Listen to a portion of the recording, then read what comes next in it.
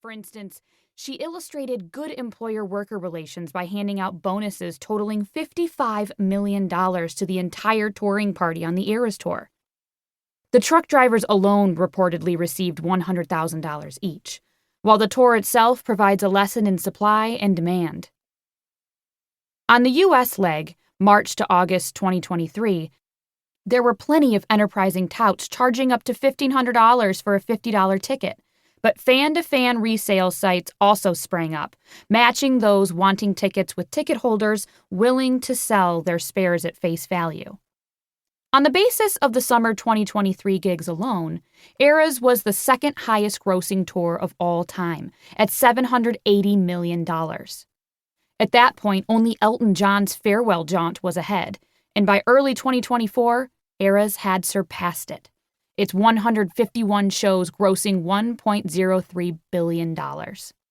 The icing on the tour cake is that the U.S. dates are thought to have contributed $4.6 billion to the U.S. economy thanks to, for example, soaring hotel room occupancy rates in each city she played. Then there's her instinct for picking the right projects.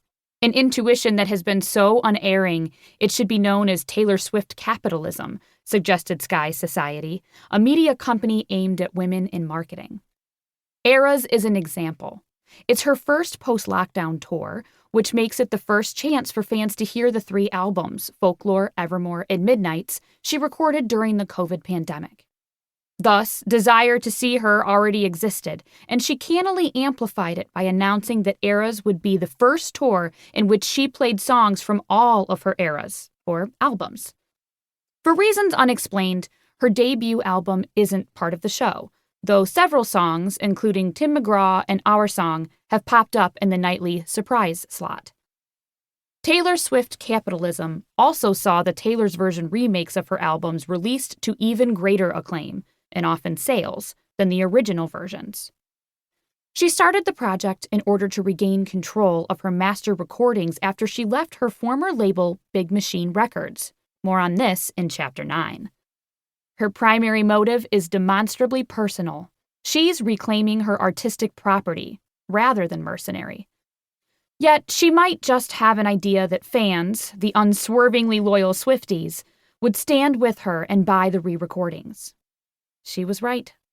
The Swifties have piled in, sending each of the first 4 Taylor's version albums to #1 in the US and UK, Australia, Canada, Ireland, and New Zealand.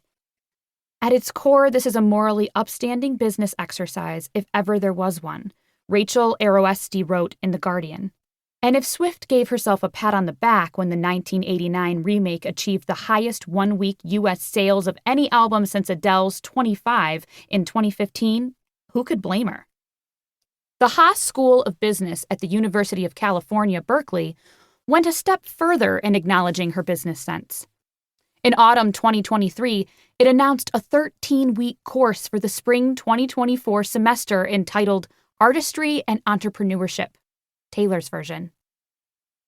The inspiration behind the course was her ability to connect with fans. The Swiftie-Swift bond has made the artistry and entrepreneurship possible because of the fans' consistent encouragement. The syllabus describes the class as an exploration of how art and authenticity create enduring value and a viable enterprise. Economics, business, sociology, and literature, as pertaining to Swift, will be studied, and students get 2 credits for participating. She joins Madonna, who was once the subject of an academic strand known as Madonna Studies, as one of the few musicians to warrant a structured college course. The Haas announcement followed a similar one from Queen Mary University of London. A course called Taylor Swift and Literature is the work of Taylor Swift literature. Will be taught at Queen Mary Summer School from June 2024. Though not business-focused, it offers an opportunity to reflect on how Swift became a cultural touchstone. The course takes the view that Swift's work is indeed literature and should be read as such. It's pitched as a study of formal elements such as rhyme and word choice, an analysis of her songs with the help of key text and critical theory to discuss the political, national, and historical context of her work. The entry requirements are stiff. Applicants need